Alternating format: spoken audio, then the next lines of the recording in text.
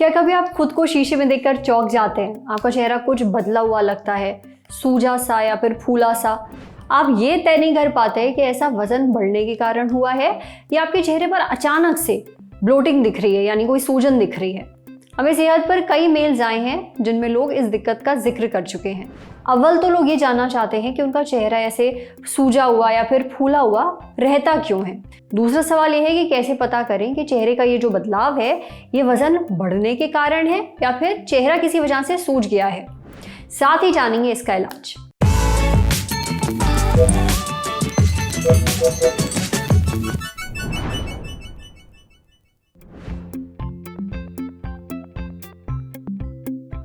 अगर आपका चेहरा आपको सूजा हुआ लगता है तो उसके कई मेडिकल रीजंस हो सकते हैं जिस पर के ध्यान देने की ज़रूरत होती है, जिसके अंदर बहुत वेरिड तरीके होते हैं जो कि चेहरे को सुझा सकते हैं, जिसके अंदर आपकी डाइट यानी खान पान कैसा है वो उस पर निर्भर करता है। कोई बीमारी तो नहीं है आपको, कुछ बीमारियां हैं जो कि ऐसा कर सकती हैं। तीसरा, आपकी हैबिट्स कैसी हैं, आप प्रॉपरली सोते हैं नहीं सोते हैं वो उस पर डिपेंड करता है। आपका लाइफस्टाइल कैसा है, आप अल्कोहल वगैरह बहुत ज़्यादा यूज़ तो नहीं करते, वो देखना होता है। कुछ हार्मोन्स होते हैं जिनके ऊपर नीचे होने से चेहरे पे सूजन, बॉडी में सूजन या कुछ हार्मोनल बीमारियां होती हैं, उनसे ऐसा हो सकता है।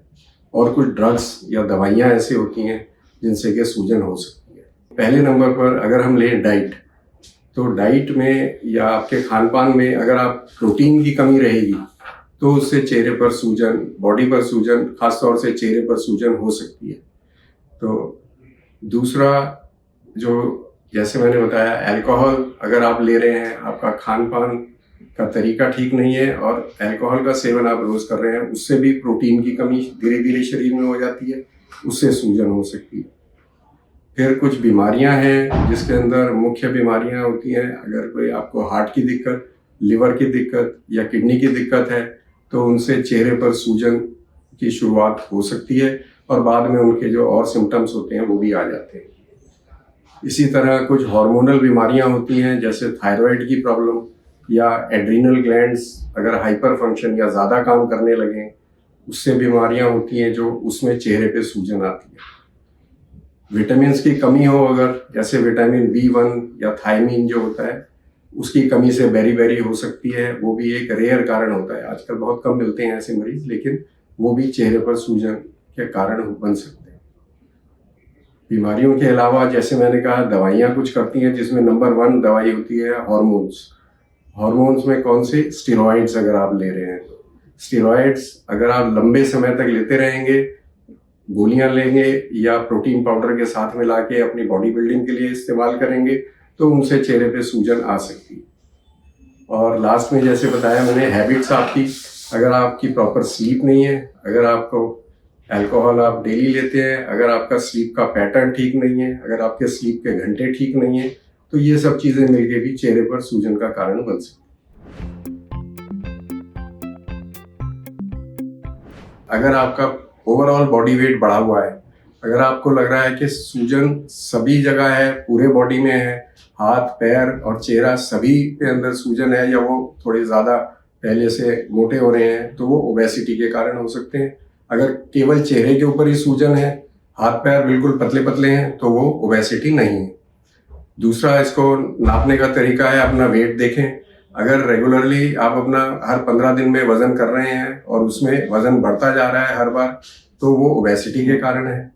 अदरवाइज खाली चेहरे की सूजन अगर है तो उसमें वेट में कोई ज़्यादा बदलाव नहीं आता है। पहला काम जो आपको करना है वो है डॉक्टर के पास जाना। डॉक्टर को अपनी तकलीफ बताएंगे और वो अपने टेस्ट करके, आपको एग्जामिन करके ये बताएंगे कि ये सब कुछ किसी बीमारी के कारण है या अदरवाइज। बीमारी के कारण है तो जब तक वो ठीक नहीं होगी, चेहरे की सूजन ठीक नहीं होगी। उसके लिए जो भी प्रॉपर टेस्ट डॉक्टर बताएं वो करवाना है।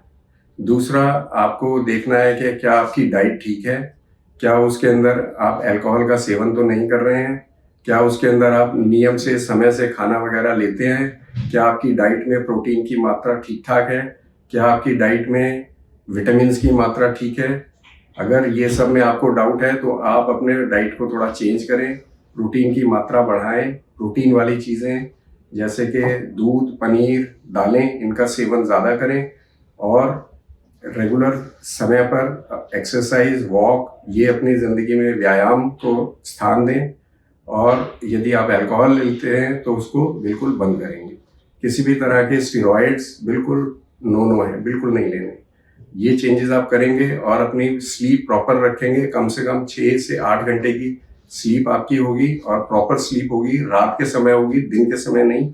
तो आपका डाइटरी और सर्केडियन रिदम वो सब ठीक चलेंगी और आपकी स्वेलिंग जो है वो धीरे धीरे ठीक भी होगी।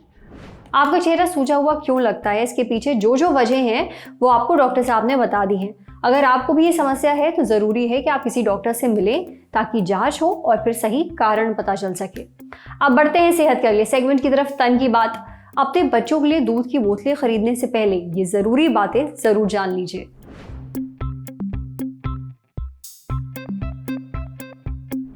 आप जब अपने बच्चे के लिए दूध की बोतल खरीदने जाते हैं तो आपका सारा ध्यान उसकी क्वालिटी पर होता है, होना भी चाहिए, पर कुछ और चीज़ें भी हैं जिन पर आपको ध्यान देना ज़रूरी है। दरअसल इन बोतलों को बनाने में बिस्फेनॉल नाम का एक केमिकल इस्तेमाल किया जाता है। अब 2015 में ब्यूरो ऑफ इंडियन स्टैंडर्ड्स ने इस पर बैन लगा दिया था, पर 2019 में देश के 7 राज्यों में एक सर्वे हुआ था। यहाँ बिकने वाली दूध की बोतलों को लैब में टेस्ट किया गया था।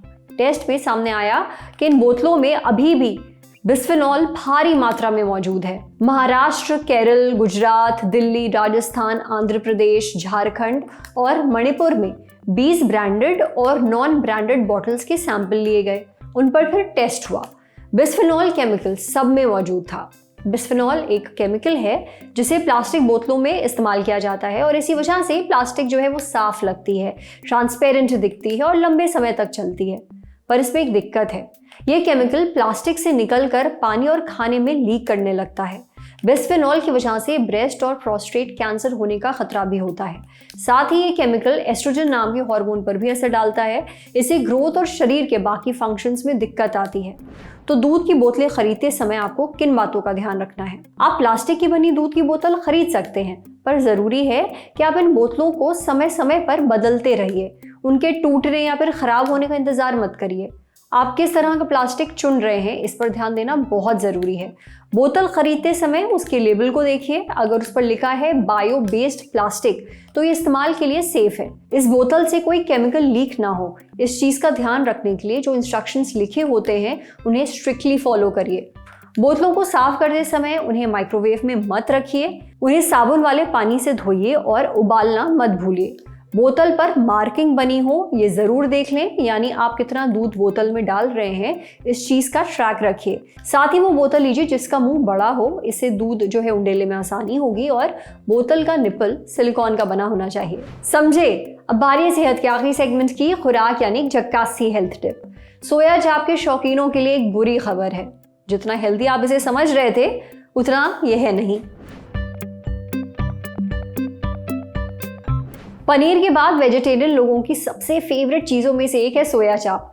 जैसे नॉनवेज खाने वाले लोग चिकन को पसंद करते हैं, कुछ वैसे ही फीलिंग वेजिटेरियन लोगों के अंदर सोया चाप को लेकर है। इसके अच्छे टेस्ट के अलावा ज़्यादातर लोग ये सोचकर सोया चाप खाते हैं कि इसमें काफ़ी प्रोटीन होता है और शरीर में प्रोटीन की कमी जो है वो पूरी हो जाएगी। आफ्टर ऑल ये सोया से बनी हुई है, लेकिन ये पूरा सच नहीं है। ऐसा हमारा नहीं, डाइटिशियन ऋचा गंगानी का कहना है।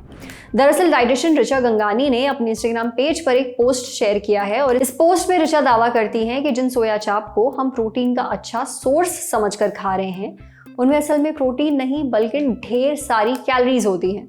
दरअसल सोया चाप 60% मैदा से बना होता है और बचे हुए 40% में सोयाबीन का आटा, नमक और पानी इस्तेमाल होता है। सिर्फ 100 ग्राम मैदे में करीब 364 कैलोरीज होती हैं और साथ में होता है करीब 76 ग्राम कार्बोहाइड्रेट। यानी सोया चाप खाने से प्रोटीन कम और कैलोरीज ज़्यादा मिल रही हैं, वो भी ढेर सारी। अगर आप डाइट फॉलो कर रहे हैं तो ऐसे में सोया चाप खाने से आपकी सारी मेहनत बेकार जा सकती है। इसके बजाय वेजिटेरियन लोग प्रोटीन के लिए सोयाबीन की सब्जी खा सकते हैं। ये प्रोटीन से भरपूर होती है और हेल्दी भी होती है। आज सेहत पर इतना ही। अगर आप एक डॉक्टर हैं, हमसे कुछ शेयर करना चाहते हैं तो जो ईमेल आईडी इस वक्त आपको अपनी स्क्रीन पर दिख रही है उस पर हमें एक मेल भेज दीजिए। शुक्रिया।